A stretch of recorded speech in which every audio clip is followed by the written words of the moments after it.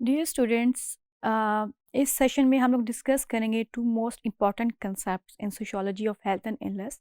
One is known as conflict theory and other is known as the labelling approach. अगर हम पहले discuss करते हैं कन्फ्लिक्ट थ्योरी को, तो कन्फ्लिक्ट थ्योरी का जो कंसेप्ट है सबसे पहले दिया गया कार्ल मार्क्स की तरफ से, जिसमें उसने इनइक्वालिटीज़ को शो किया सोसाइटी के अंदर. लेकिन अगर हम इसको in the perspective of sociology of health and illness देखें तो will discuss about the inequalities in health and healthcare system as a whole. The conflict approach emphasizes inequality in the quality of health and of the healthcare delivery. The quality of health and healthcare differs greatly around the world, developing and underdeveloped countries.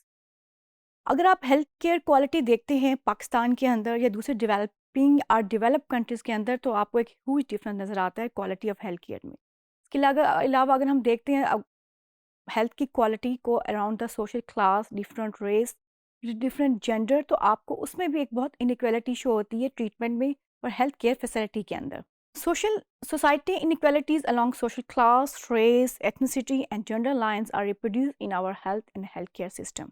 People जो है जो कि belong करते हैं from the lower class are the disadvantage member, जो society के disadvantage member होते हैं, तो उनका हेल्थ केयर सिस्टम या उनकी हेल्थ केयर डिलीवरी इतनी एफिशिएंट नहीं होती है, या तो उनको हेल्थ केयर इतनी फैसिलिटीज़ अवेलेबल नहीं होती हैं, और इन केस अगर वो सिक हो जाते हैं और दे बिकम इल, तो उनको दोबारा से अपनी हेल्थ को रिस्टोर करने के लिए भी बहुत ज़्यादा स्ट्रगल करनी पड़ती है, बिकॉज उनको उतनी high health care facilities available नहीं होती हैं.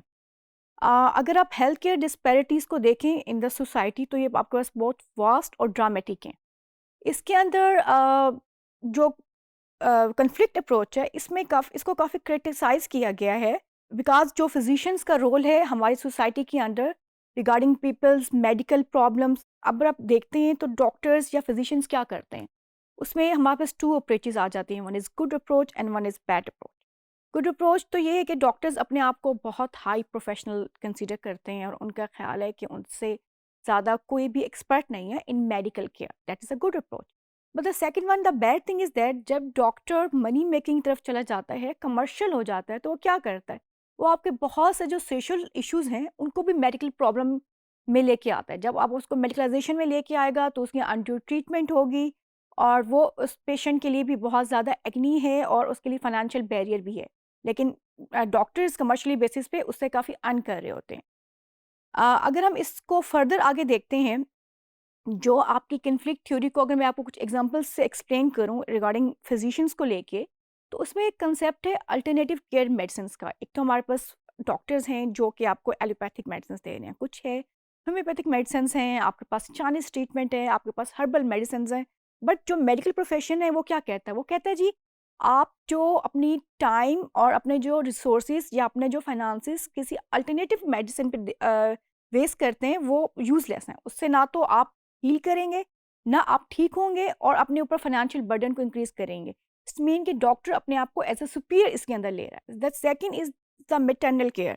अब मैटरनल केयर जो चाइल्ड बर्थ का एंटीनेटल प्रोसेस है, डिलीवरी का प्रोसेस है, पोस्टनेटल प्रोसेस है, ये अब थोड़ा हॉस्पिटलाइज हो गया है. पहले ये नेचुरल फिनोमेना था, लेकिन अब हम इसको कंसिडर करते हैं कि डिलीवरी किसी खातून की वो किसी हॉस्पिटल के अंदर होनी चाहिए. अब एक क्वालिफाइड गायनेकोलॉजिस्ट है, वो भी ट्रीटमेंट दे रही है, एक मिडवाइफ है, वो भी आपको सेम ट्रीटमेंट दे रही है. लेकिन जो क्वालिफाइड डॉक्टर है, वो मिडवाइफ की ट्रीटमेंट को कहेगी कि this is not up to the mark.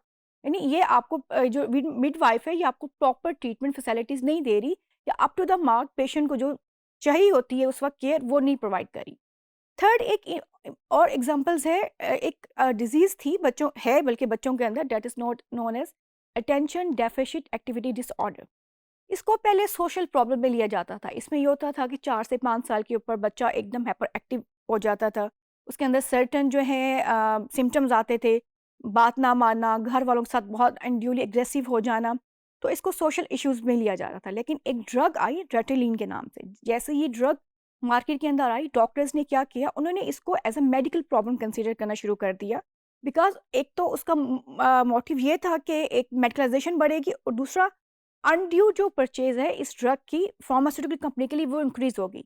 ठीक है, उन्होंने उसको मेडिकल प्रॉब्लम में लिया और उसको ड्रग देना स्टार्ट कर दिया. लेकिन इसके साथ ही जो कुछ सोशल इश्यूज थे, उनको उन्होंने बहुत ज़्यादा नज़रअंदाज कर दिया। मीन कि ये इस वजह से भी तो हो सकता है कि पेरेंटिंग इशू हो, पेरेंट्स अपने बच्चों को प्रॉपर अटेंशन ना दे पा रहे हो, टाइम कंस्ट्रेंट हो, कोई फाइनेंशियल उनके ऊपर बर्डन हो, या ये डिजीज़ जो है ज़्यादातर बॉयज़ के अंदर होती है, लड़कों के अंदर ज़्यादा पाई जाती है।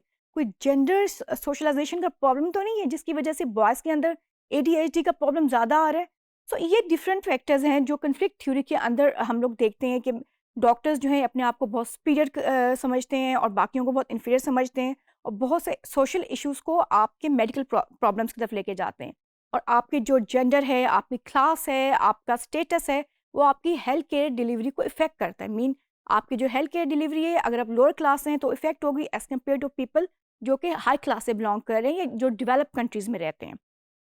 इसके बाद जो अगर हम देखते हैं एक द नेक्स्ट कंसेप्ट जो हमारे पास आ रहा है, that is the labelling approach. अच्छा, लेबलिंग अप्रोच को अगर हम एक जर्नल देखें तो लेबलिंग अप्रोच क्या है? It's actually a refer to the theory of the social behaviour. ये सोशल बिहेवियर को शो करती है। मीन अगर आप किसी इंडिविजुअल को का रोल सोसाइटी में देखते हैं तो आप ये देखते हैं कि उसका रोल क्या होता है। जैसे जिस तरह उसको सोसाइटी लेबल कर रही होती है, वो अपने आप को उस तरह से सोसाइटी के अंदर एक्ट कर रहा होता है। फॉर एग्जाम्पल ये जो थ्योरी है ये आपको एक्सप्लेन करती है certain social behaviour among group, जैसे कि आपके पास डेविएंट क्रिमिनल बिहेवियर है। अगर आप किसी इंसान को कहते हैं कि जी इसकी क्रिमिनल एक्टिविटी है और ये क्रिमिनल है, तो उसका शायद एटीट्यूड वो क्रिमिनल माइंड हो जाएगा या क्रिमिनोलॉजी की तरफ ज़्यादा चला जाएगा। लेकिन इसका पॉजिटिव इफेक्ट ये है कि अगर आप किसी को कहते हैं कि इसका जो है बिहेवियर सोसाइटी के अंदर बहुत पॉजिटिव है या बहुत अच्छा है, तो वो उसका ऑटोमेटिक अपना बिहेवियर पॉजिटिव शो करता है। तो ये डिपेंड करता है कि सोसाइटी आपको किस तरह से लेबल कर रही है, उस तरह से आपका बिहेवियर सोसाइटी के अंदर मोल्ड कर रहा होता है according to labelling of the society.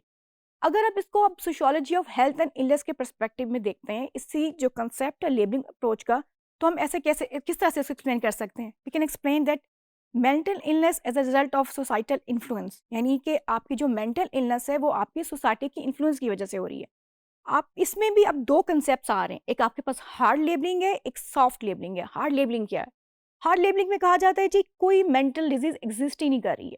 अगर आपका बिहेवियर जो है डेविएंट है फ्रॉम सोसाइटी, तो वो आपकी मेंटल इलनेस है। यानी आप सोसाइटी से अपना बिहेवियर डेविएंट करेंगे तो वो मेंटल इलनेस में आ गया। लेकिन मेंटल इलनेस जो है एग्ज़ैक्टली एग्ज़िस्ट नहीं कर रही, ये सोशल फैक्टर हैं जो आपका डेविएंस शो करते हैं। उसके बाद हमारे पास एक सेकंड अप्रोच आती है soft labelling. What is soft labelling?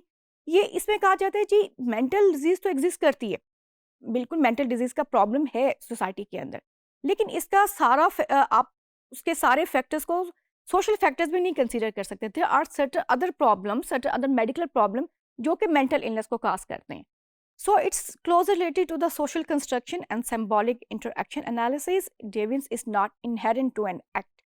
Tendency of majorities to negatively label minorities concerned with the self-identity and behavior of the individual. Mean अगर आप किसी को ये कंटिन्यू इसके इसके फिर आगे क्रिटिक्स ने 2 एक्सप्लेन किए हैं, इसके ऊपर क्रिटिसाइज़ किए। सबसे पहले तो ये क्रिटिसाइज़ किया कि जी अगर आप किसी को कहते रहते हैं कि आपका जो है you are a mental patient या यू आर मेंटली सिक और यू आर मेंटली इल, उसका पॉजिटिव एक्सपेक्ट क्या होता है कि अगर वो पर्सन वाकई मेंटली इल है तो आपके मेंटली इल या सोसाइटी के मेंटली इल कहने पे वो जाके अपनी प्रॉपर ट्रीटमेंट लेगा, अपना डायग्नोसिस करवाएगा। लेकिन अगर वो मेंटली इल नहीं है और आप उसको मेंटली इल कहते हैं तो उसका बिहेवियर टुवर्ड्स उस डिजीज़ की तरफ होना स्टार्ट हो जाता है। मीन वो मेंटली इल नहीं है लेकिन जब आप उसको कंटिन्यूस सोसाइटी उसको लेबल कर देती है मेंटल इलनेस, तो उसका रोल सोसाइटी में उस तरह से प्रोडक्टिव नहीं रहता। सेम इट्स एक एग्जांपल जो दूसरी देते हैं एचआईवी एड्स को लेके। एचआईवी एड्स जब फर्स्ट टाइम वर्ड के अंदर आया तो कहा गया ये आया है डेविएंट सेक्सुअल बिहेवियर की वजह से या अनप्रोटेक्टिव बिहेवियर की वजह से। तो लोगों ने ये कहना शुरू कर दिया बिकॉज़ ये इम्यूनोलॉजिकल प्रॉब्लम है, इसमें आपकी इम्यूनिटी डिस्टर्ब हो जाती है, पूरी बॉडी के ऑर्गन्स इसमें इन्वॉल्व हो जाते हैं।